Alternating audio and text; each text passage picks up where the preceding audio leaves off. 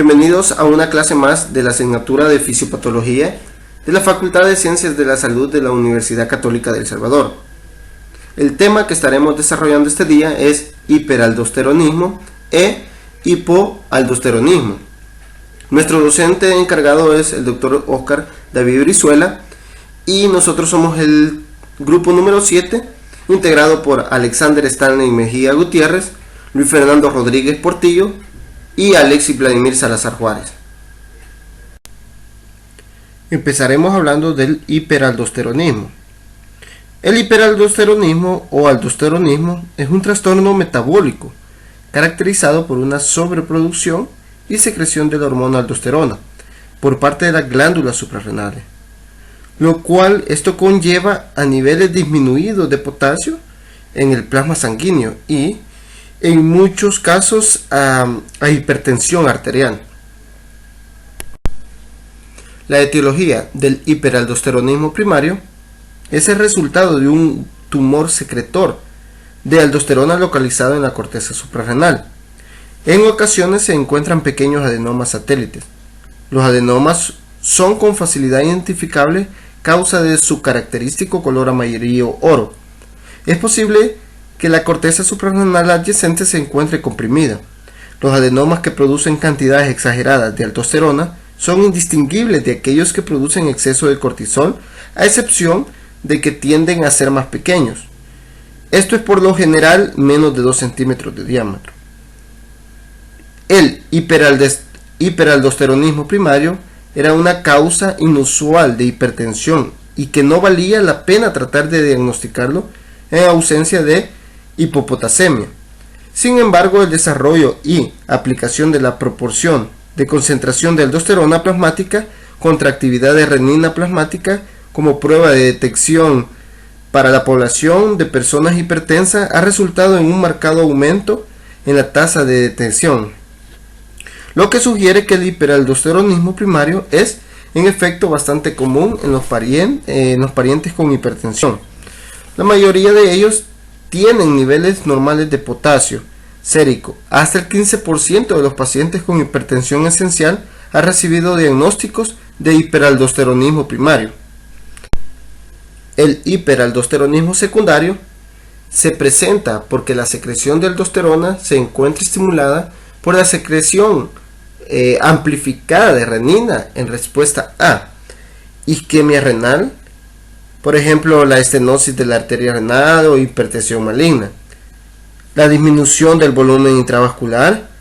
Un ejemplo de esta es la insuficiencia cardíaca congestiva, la cirrosis, el síndrome nefrótico, abuso de laxantes o diuréticos, los trastornos de pérdida de sodio, por ejemplo insuficiencia renal crónica o acidosis tubular renal, y la hiperplasia del aparato yuxtaglomerular, o síndrome de Bartter.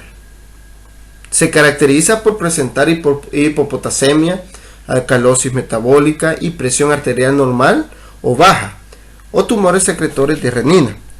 En términos patológicos, en el hiperaldosteronismo secundario, es posible que las suprarrenales parezcan normales en términos generales, pero a nivel microscópico puede haber hiperplasia de la zona glomerular.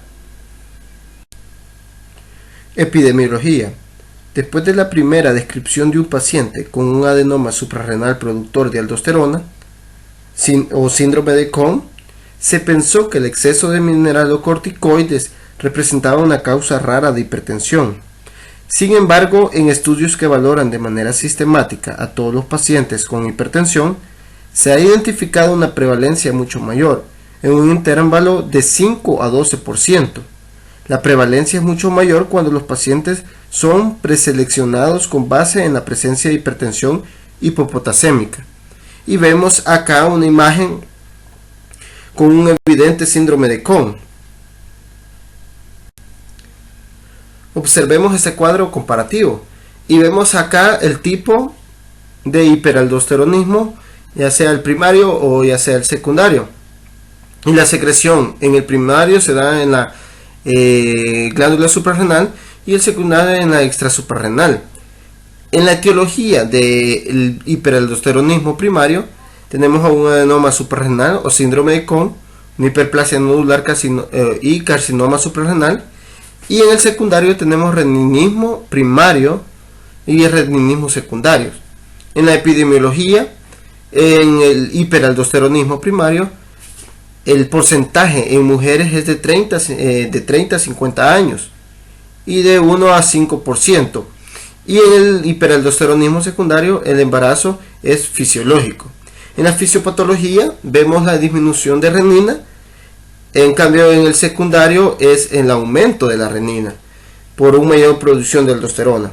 Y vemos aquí cada una de las diferentes información, como es en el primario el túbulo renal distal, hipernatremia y expansión del líquido extracelular, la hipopotasemia, menor capacidad renal de concentrar la orina, y en el secundario la adecuada respuesta al eje RAA, alcalosis hipopotasémica, hiperaldosteronismo secundario sin edemas ni hipertensión.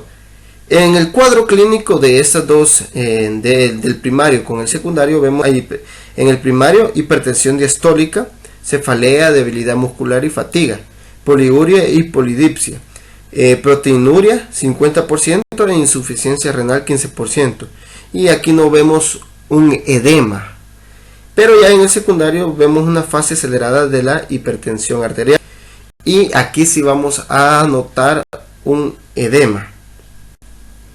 La fisiopatología, como lo mencionamos, existe un aumento primario en la producción de aldosterona por parte del tejido normal de la zona glomerular.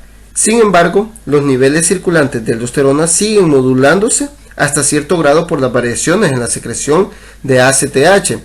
El exceso crónico de aldosterona conduce a la expansión del volumen del líquido extracelular y del volumen del plasma. A su vez, esta expansión se registra por los receptores de estiramiento del aparato yuxtaglomerular y el cambio de sodio de la mácula densa, lo que conduce a la supresión de la producción de renina y a una baja actividad de renina plasmática circulante. Los pacientes con hiperaldosteronismo secundario también producen cantidades exageradas de aldosterona, pero en contraste con los pacientes que padecen de un hiperaldosteronismo primario, tienen una elevada actividad de renina plasmática. Las manifestaciones clínicas, en ellas la hipopotasemia. La activación excesiva del receptor de mineralocorticoides ocasiona pérdida de potasio e incremento en la retención de sodio, causando este último la expansión del volumen extracelular y plasmático. La actividad aumentada también ocasiona pérdida de hidrógeno, que puede generar alcalosis metabólica. La aldosterona también tiene efectos directos sobre el sistema vascular, donde incrementa el remodelamiento cardíaco y disminuye la elasticidad. El exceso de aldosterona puede ocasionar daño directo al miocardio y al glomérulo renal, además del daño secundario por hipertensión sistémica. El dato clínico distintivo del exceso de mineralocorticoides es la hipertensión hipopotasémica. El sodio en suero tiende a ser normal por retención simultánea del líquido, que en algunos casos puede llevar a edema periférico. La hipopotasemia se puede exacerbar con el tratamiento farmacológico con tiazidas, que ocasiona la llegada de sodio al túbulo contorneado distal y de esta manera facilita la excreción de potasio. La hipopotasemia grave puede estar asociada con debilidad muscular, miopatía proximal manifiesta o aún parálisis hipopotasémica. La alcalosis grave contribuye a los calambres musculares y en casos graves puede ocasionar tetania. Vemos otro cuadro donde encontramos las causas de hiperaldosteronismo. El hiperaldosteronismo primario tiene como causas el adenoma suprarrenal secretor de aldosterona, la hiperplasia bilateral de la zona glomerular, la hiperaldosteronismo remediable con glucocorticoides, el carcinoma suprarrenal secretor de aldosterona, y esto es muy raro, el idiopático, y tenemos el hiperaldosteronismo secundario. Entre ellas las causas es una isquemia renal, que tenemos entre isquemia renal tenemos estenosis de la arteria renal, hipertensión maligna. También tenemos disminución del volumen intravascular en ella, insuficiencia cardíaca congestiva uso crónico de diuréticos o laxantes, estados hipoproteinúricos, entre ellos cirrosis y síndrome nefrótico. También tenemos trastornos de pérdida de sodio, entre ellos insuficiencia renal crónica, acidosis tubular renal. También la hiperplasia de células yuxtaglomerulares o síndrome de Bartter, que en ellos encontramos los vómitos o ingesta de diuréticos en forma subrepticia. Pseudosíndrome de Bartter, anticonceptivos orales y tumores secretores de renina, que esto también es rara causa de hiperaldosteronismo. Diagnóstico. En el pasado, el diagnóstico de hiperaldosteronismo primario por lo general se sugería al encontrar hipopotasemia en un paciente no tratado con hipertensión, es decir, en uno que no estuviera tomando diuréticos. Sin embargo, una baja ingesta de sodio al disminuir la pérdida de potasio renal puede enmascarar una pérdida corporal total de potasio. En los pacientes con función renal normal, una dieta hipersódica desenmascarará la hipopotasemia con manifestación de pérdida corporal total de potasio. Así, encontrar niveles séricos bajos de potasio en un paciente hipertensivo con una dieta hipersódica y que no está recibiendo diuréticos amerita una evaluación adicional de hiperaldosteronismo. En la actualidad, la mejor prueba de detección para el hiperaldosteronismo primario implica la determinación de las concentraciones de aldosterona en el plasma y de la actividad de renina en el plasma, para llevar a cabo el cálculo de la proporción aldosterona-renina en el plasma, que es normal menor a 25. Los pacientes con proporciones aldosterona-renina mayor a igual o igual a 25 requieren de evaluación adicional. Las indagaciones posteriores implican la medición de excreción de aldosterona en orina de 24 horas y niveles plasmáticos de aldosterona con el paciente a dieta de más de 120 milequivalentes de sodio por día. En el hiperaldosteronismo primario, la excreción urinaria de aldosterona es superior a 14 microgramos por día y la aldosterona plasmática suele ser mayor a 90 microgramos por mililitro. Una CT de alta resolución o MRI de las glándulas suprarrenales puede ayudar a diferenciar entre adenoma e hiperplasias suprarrenales bilaterales. La norma de oro para el diagnóstico es el muestreo bilateral de la vena suprarrenal, que es más sensible y específico de la imagenología para la identificación de una causa unilateral de hiperaldosteronismo primario. Los pacientes con hiperaldosteronismo secundario debido a la hipertensión maligna, estenosis de la arteria suprarrenal o enfermedad renal crónica también secretan grandes cantidades de aldosterona, pero en contraste con la hiperaldosteronismo primario presentan una elevación en la actividad de renina en el plasma. Ahora vamos a hablar del hipoaldosteronismo. Es una condición médica en la cual existe un déficit absoluto o relativo de la hormona adrenocortical, aldosterona, en el organismo, asociado o no al de otros mineralocorticoides que generalmente se acompañan de alteraciones metabólicas, como por ejemplo hipercalemia y acidosis metabólica. Viéndolo de otra manera, o con otras palabras, es la deficiencia primaria debido a la acción y la producción deficientes de la mineralocorticoides, que puede ser el resultado de la destrucción del tejido de la corteza suprarrenal por medio de defectos en síntesis suprarrenal de la aldosterona y una estimulación inadecuada de aldosterona o producto de resistencia a los efectos de transporte de iones de la aldosterona, como se observa en el pseudo hipoaldosteronismo. Se caracteriza por pérdida de sodio como de potasio, ocasionado hiponatremia, hipovolemia, hipotensión, acidosis metabólica, hiperpotasemia aumentada de la actividad renina-angiotensina. Epidemiología. Se produce por un déficit de aldosterona asociada a una producción normal de cortisol. Hipoaldosteronismo hiporreninémico. Conforma la presentación más frecuente de hipoaldosteronismo secundario, que aparece en la mayor parte de la población entre 50 a 70 años de edad. Cursa con hiperpotasemia con niveles reducidos de aldosterona y de renina. Presentan en la mayoría de los casos hipertensión arterial. Se trata de hiperpotasemia e hipertensión. El hipoaldosteronismo hiperrenémico presenta la más alta tasa de mortalidad. Se caracteriza por no producir hiperpotasemia. Hipoaldosteronismo primario congénito. Es un trastorno bastante raro, con poca incidencia, solamente del 6% en la población. En general, las manifestaciones clínicas son muy variables según la edad de presentación. La forma neonatal es muy grave y aún con menor incidencia, y los adultos suelen ser asintomáticos. El hipoaldosteronismo se clasifica en hipoaldosteronismo primario e hipoaldosteronismo secundario. En el hipoaldosteronismo primario se presenta como un defecto en la síntesis y la liberación de aldosterona por alteración funcional o estructural o enzimática a nivel suprarrenal, en los que hay unos niveles plasmáticos bajos de mineralocorticoides. Aunque los mecanismos que estimulan la secreción de aldosterona se encuentran intactos, produciendo así hiperrinemia. Con ejemplo está la enfermedad de Addison, y en los que hay defectos enzimáticos. Hipoaldosteronismo secundario.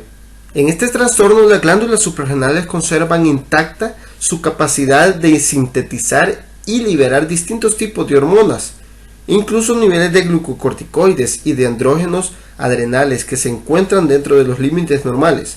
El déficit de renina que presentan estos pacientes condiciona una disminución en la producción de aldosterona, lo que desencadena la hipoaldosteronismo con sus alteraciones metabólicas asociadas, como hiporreninemia y normalidad de otros esteroides. Observemos en el siguiente cuadro comparativo el hipoaldosteronismo primario y el secundario y el pseudo hipoaldosteronismo.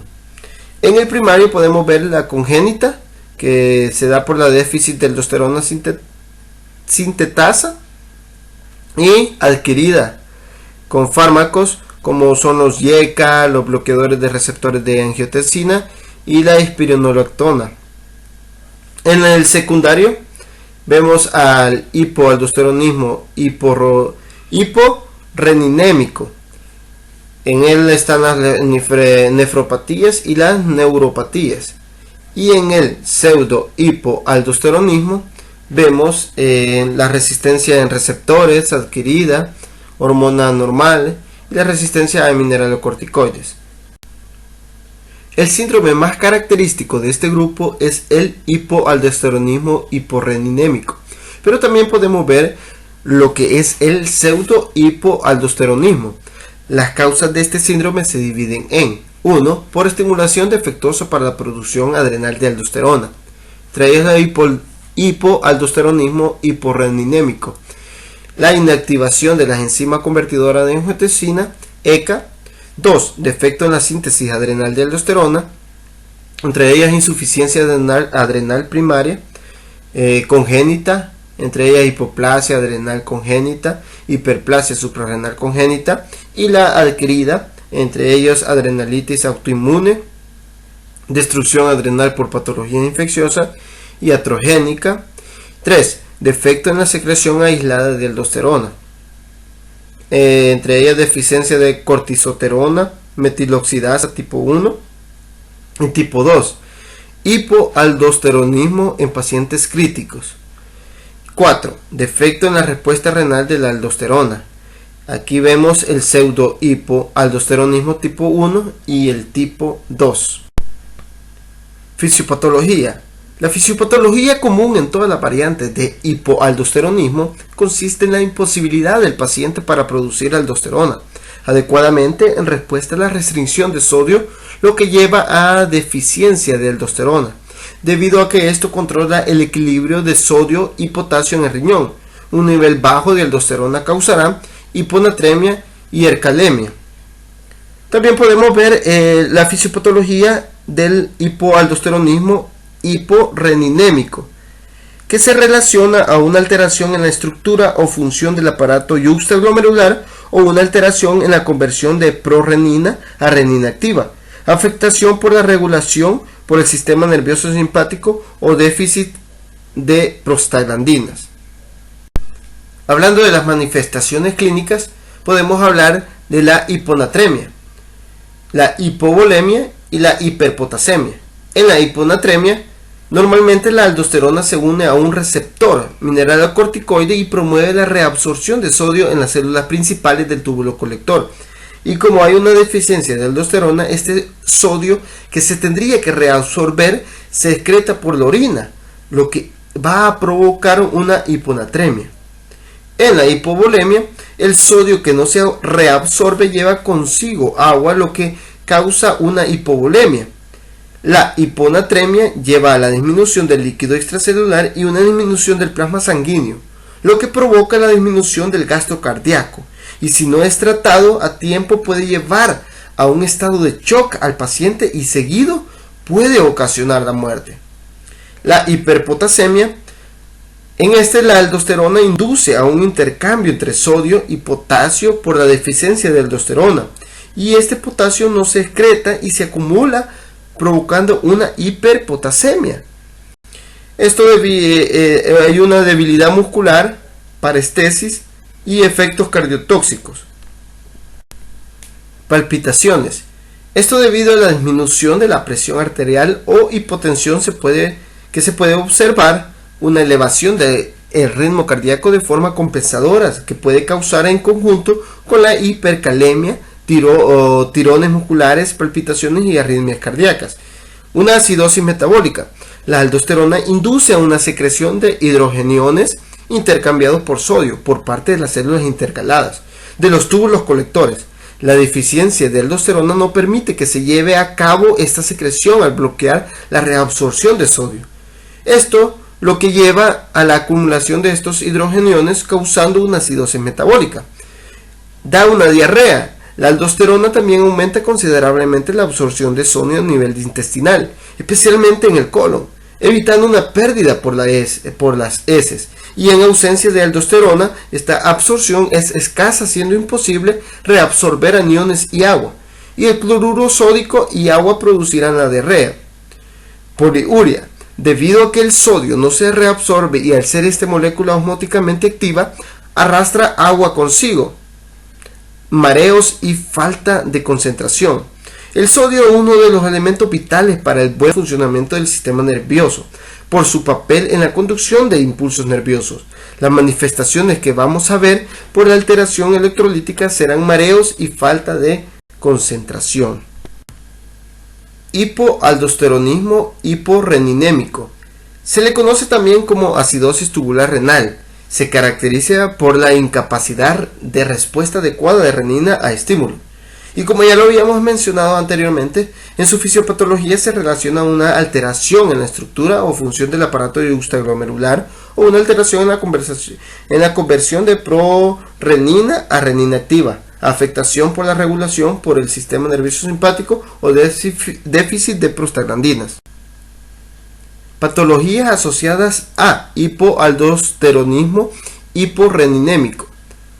Entre ellas tenemos a la diabetes mellitus, donde la hiperglucemia crónica puede alterar hemodinámicamente la microcirculación renal, alteraciones en el glomérulo, engrosamiento en la membrana basal y fibrosis. Otro es la neuropatía autonómica, en la cual ocurre un daño en los nervios que corren por el sistema nervioso periférico. También tenemos la hipertensión arterial. En este caso se tiene una hipervolemia. El VIH por inmunosupresión y susceptible a infecciones. El efecto en sí es un desequilibrio hidroelectrolítico y ácido-base caracterizado por hiperpotasemia y acidosis metabólica, y ocasionalmente se presenta con debilidad muscular y arritmias cardíacas. Ahora veremos fármacos que interfieren en la síntesis de renina-angiotensina. Los fármacos antihipertensivos, bloqueadores de canales de calcio que actúan inhibiendo el flujo de calcio al interior de las células. De esta forma impiden el movimiento de vesículas en las células yuxtaglomerulares que constituyen el mecanismo de liberación de renina. Los beta bloqueadores, principalmente los no selectivos, inhiben los receptores beta 1 de las células yuxtaglomerulares en la arteriola aferente. Estos reciben el estímulo que media la liberación de renina. Los YECA interrumpen el eje renina-angiotensina-aldosterona, impiden el paso de angiotensina 1 a angiotensina 2. Defectos en la síntesis adrenal de aldosterona. La causa de la insuficiencia de la corteza adrenal para producir aldosterona se engloba en dos grandes grupos: incapacidad primaria de la corteza suprarrenal para elaborar hormonas en una cantidad suficiente, y también la incapacidad de los adrenales para producir suficiente cantidad de hormonas esteroideas para responder a las demandas fisiológicas, y pueden ser congénitas como adquiridas. Estas que pueden llevar a un hipoaldosteronismo, extirpación quirúrgica, atrofia idiopática, autoinmunitaria, infecciones tuberculosas, micóticas, víricas, hemorrágicas, falla metabólica, hiperplasia suprarrenal congénita. Los secundarios a la formación o liberación de ACTH abarcan un conjunto de trastornos enzimáticos autosómicos recesivos de la glándula adrenal que conlleva una alteración en la síntesis de cortisol, alteración aldosterona y andrógeno. Defectos en la secreción aislada de aldosterona. Deficiencias de aldosterona sintetasa. Es un trastorno raro autosómico recesivo que afecta a los infantes y adultos. Es generalmente asintomático. La aldosterona sintetasa está codificada por el gen CYP11B2 en el cromosoma 8. Es una enzima citocromo P450, unidad de membrana interna mitocondrial en las células de la zona glomerulosa de la corteza adrenal, que catalizan las reacciones de biosíntesis de aldosterona, 11B hidroxilación, 18 hidroxilación y oxidación. Nuestras referencias bibliográficas han sido el libro de Fisiopatología de Hammer y Principios de Medicina Interna de Harrison.